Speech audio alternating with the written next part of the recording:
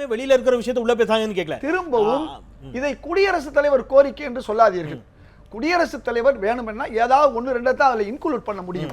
உங்களுக்கு தெரியும், அரசினுடைய கொள்கைகளை அரசு எழுதி கொடுத்த பேப்பரை எல்லா ஜனாதிபதிகளும் படிப்பாங்க. எல்லா கவர்னர், நம்ம ஆளுநர் கூட இருக்கார், அவருக்கு பாவம் என்ன எதை படிப்பார்? அவர் அம்மையார் ஜெயலலிதா அவர்கள் எழுதி கொடுக்கறது தான் படிக்க முடியும்.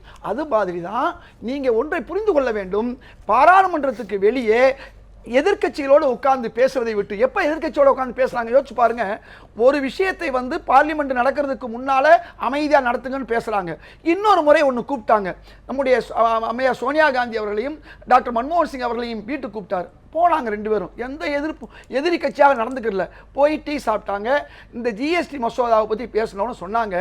மாநிலங்களுக்கு 3/1 ஷேரை கொடுங்க, நீங்க 22-23% போடாதீங்க, மக்கள் கஷ்டப்படுவாங்க, ஒரு 16% போடுங்க, அதையும் நீங்க அரசியலமைப்பு சட்டத்தை கொண்டு வாங்க. ஏன்னா நீங்க என்ன செய்வீங்க, நாளைக்கு பெட்ரோல் விலையும் டீசல் விலையும் குரூடு விலை குறைந்தும் கூட வழிப்பறி செய்வது போல நீங்க எடுத்துக்கிட்டீங்க, 10 முறை நீங்க எடுத்துக்கிட்டீங்க.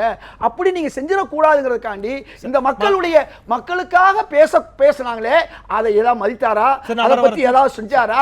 அப்ப வெளியிலையும் பேச மாட்டோம், உள்ளேயும் பேச மாட்டோம்னா மக்களுக்காக ஒண்ணு மட்டும் சொல்லிக்கிறேன். அண்ணன் சொன்ன ஒரே ஒரு விஷயம், விவசாயிகள் பிரச்சனை இல்ல, 2 முறை பாராளுமன்றம் தடைபட்டது. அன்னைக்கு மட்டும் காங்கிரஸ் கட்சியோ கம்யூனிஸ்ட் கட்சியோ அதை ஆதரித்திருந்தால் விவசாயிகளுக்கு ஒட்டுமொத்தமாக நாங்கள் துரோகம் பண்ண மாதிரி ஆயிருக்கும். நல்ல வேளை நாங்கள் நிறுத்தினோம், அவங்களும் நிறுத்திக்கிட்டாங்க.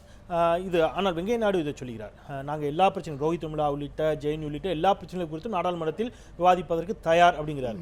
என்னுடைய கேள்வி என்பது, இது குறித்து ஏன் முதலில் நாடாளுமன்றத்தில் விவாதிக்க வேண்டும் அப்படிங்கிறதையே பாஜக விரும்புகிறதா?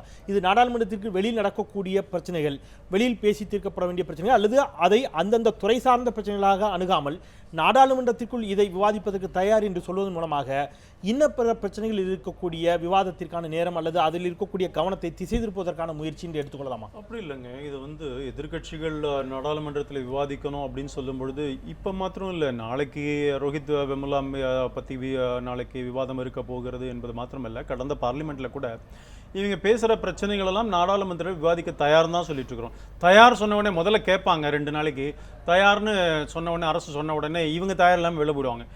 அதாவது இது காங்கிரஸ் பிகம் ரெஸ்ட்லெஸ். ஏன்னா சுதந்திரம் பெற்ற பிறகு இது போன்று 44 சீட்லாம் வாங்கினதே இல்லை அவங்க. அதாவது எமர்ஜென்சி காலகட்டத்திலேயே ஜனநாயக படுகொலை எதிர்த்த பொழுதே கூட 154 அவங்க சீட்டு. அதனால் இப்போ ரெஸ்ட்லெஸ் ஆகிட்டாங்க. அது இல்லாமல் என்ஜிஓக்கள், இந்தியாவினுடைய வளர்ச்சியை தடுக்கின்ற என்ஜிஓக்கள் மீது நடவடிக்கை எடுக்கும் பொழுது அன்ஃபார்ச்சுனேட்லி அந்த என்ஜிஓக்களுடைய பேரோலில் பல பேர் இருந்திருக்கிறாங்க, பல அரசியல்வாதிகளும் இருந்திருக்கிறாங்க, பல அதிகாரிகள் இருந்திருக்கிறாங்க. அவங்களை வைத்து கொண்டு அந்த என்ஜிஓக்கள் நடத்துகின்ற நாடகத்தினுடைய ஒரு பகுதியாகத்தான் இன்றைக்கு நடந்து கொண்டிருக்கிற விஷயங்கள்லாம் பார்க்குறேன். அது எப்படிங்க சென்ட்ரல் யூனிவர்சிட்டியில் மாத்திரம் பிரச்சனை வரும்? இப்போ அண்ணன் சொன்னார் ஐஐடி மெட்ராஸ், அதே போல் ஹைதராபாத் யூனிவர்சிட்டி, இப்போ ஜேஎம்யூ, எல்லாமே பார்த்தீங்கன்னா சென்ட்ரல் யூனிவர்சிட்டிஸ். மாநிலங்களில் இருக்கிற எந்த யூனிவர்சிட்டியில் இருக்கிற மாணவர்களுக்கு இவர்களை போல் அக்கறை இல்லையா, அல்லது இவங்களுக்கு தான் அக்கறை இருக்கா? ஒன்று. இன்னொன்று, ஜனநாயக படுகொலை. எது ஜனநாயக படுகொலை? இந்த நாட்டை துண்டாடுவோன்னு பேசுறது ஜனநாயக, அதை அனுமதிக்கணுமா? யார் பேசியது?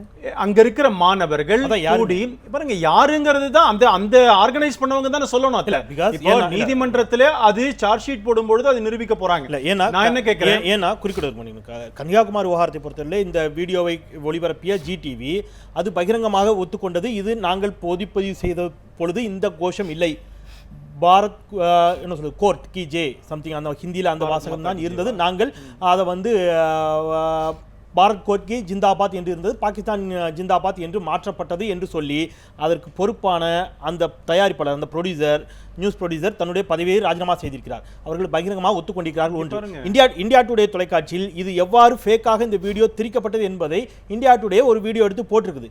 கன்னியாகுமார் அவ்வாறாக பேசியதற்கு எந்த ஆதாரமும் இன்னமும் அரசு தரப்பில் சமர்ப்பிக்கப்படாத பொழுது ஜி மட்டும் தான் உங்களுக்கு டிவியா தெரியுதா? இல்ல, டைம்ஸ் நவ்லயோ மீதி பத்திரிகையிலயோ எத்தனையோ வந்திருக்கு. ஒரு நிமிஷம், அதான் சொல்றேன், டைம்ஸ் நவ் ஜி டிவியில் போட்டதை தான் அவர்கள் ஒளிபரப்பினார்கள். ஜி டிவில அந்த மாதிரி ஒரு நிருபர் சொல்லிவிட்டு போட்டு இன்னொருத்தர் மேல பழிய போட்டு பண்ணுவாருன்னா நடவடிக்கை எடுக்கணும். யாரா இருந்தா நான் என்ன சொல்றேன், ஜிடிவி நிர்வாகம் இவ்வாறு செய்தது, அதற்கு பொறுப்பேற்று அவர் பதவி ராஜினாமா செய்திருக்கிறார் அப்படிங்கிறது இல்ல என்னுடைய அடிப்படையிலான கேள்வி. அவ்வாறு கோஷமிட்டதற்கான அடிப்படை ஆதாரங்கள் இல்லாத பொழுது அவர் எவ்வாறு கைது செய்யப்பட்டார்? மிஸ்டர் செந்தில், அடிப்படை ஆதாரம் இருக்கா இல்லையா நீதிமன்றத்தில் ஒப்படைக்க வேண்டிய சார்ஜ் ஷீட்ல இருக்க போகுது.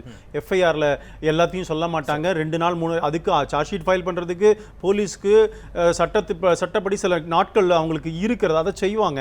இல்லைன்னா நீங்க குவாஷ்க்கு போறீங்க. நீதிமன்றத்தில் எத்தனையோ பரிகாரங்கள் கேட்க முடியும் யார் பாதிக்கப்பட்டவங்க, அது இருக்கட்டும். நான் என்ன சொல்ல வரேன், இன்றைக்கு காங்கிரஸ் கட்சி நாடாளுமன்றத்தில் விவாதிக்க தயாரா இல்லை. அஃப்கோர்ஸ் கம்யூனிஸ்ட் கட்சி பெருசா டிஸ்டர்ப் பண்ற அளவுக்கு அங்க ஒன்றும் இல்லை, அதனால அது ஒன்றும் பிரச்சனை வரப்போறது இல்லை. இவங்க கூட சேர்ந்து பண்ணணும்.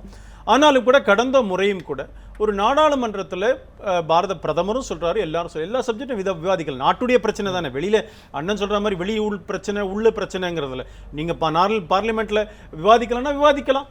ஆனா இவங்க என்ன பண்ணுவாங்க தெரியுமா, இந்த பிரச்சனை விவாதிக்கலாம்னா ஹரியானா பிரச்சனை போவாங்க. ஹரியானா பிரச்சனை வந்து வெஸ்ட் பெங்கால், அதாவது மாநிலங்களுடைய பிரச்சனை எல்லாம் எடுத்து விவாதிப்பதற்கான நோக்கம் அல்ல அவங்களுக்கு. நோக்கம் டிஸ்டர்ப் பண்றதுதான். அது மாத்திரம் இல்ல, பல பேர் என்ஜிஓக்களுடைய ஏஜென்ட்டாக செயல்பட்டு கொண்டிருக்கிறார்கள். தடை செய்யப்பட்ட என்ஜிஓக்கள் பின்னாடி ஆபரேட் பண்றாங்க. இந்த நாட்டில் பொருளாதார ரீதியா இந்த நாடு வளரக்கூடாது, அரசியல் ஸ்திரத்தன்மை இருக்கக்கூடாது.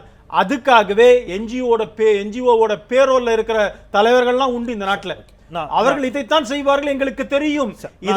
இதையும் கூட இந்த அரசாங்கம் இதையும் தாண்டி நல்லாட்சி நல்ல நிர்வாகத்தை முதல் கருத்து எடுத்துட்டு வரேன். திரிஷா, இது நாடாளுமன்றத்தினுடைய நடவடிக்கைகள் சமீப காலங்கிறது கடந்த ஒரு 5 ஆண்டுகளாகவும் எடுத்துக்கிறேன், இப்போவும் இந்த 2 ஆண்டுகளிலும் சரி, மிகப்பெரிய அளவிலான ஜாம்பவான்கள் ஆளுமைகள் எல்லாம் ஆக்கப்பூர்வமான விவாதங்களை எல்லாம் செய்து பார்த்து அதையெல்லாம் படித்து வளர்ந்த தலைமுறையினருக்கு இன்றைக்கு அங்கே நடக்கக்கூடிய நிகழ்வுகள், இந்த பரஸ்பரம் மோதிக்கொள்ளக்கூடிய போக்குகள் எந்த அளவிற்கு ஒரு ஆரோக்கியமான இந்திய நாடாளுமன்ற ஜனநாயகத்தின் மீதான நம்பிக்கையையும் இந்த நாடாளுமன்றவாதிகளின் மீதான போக்கின் மீதான நம்பிக்கையும் வரக்கூடிய தலைமுறையினருக்கு ஏற்படுத்தும்?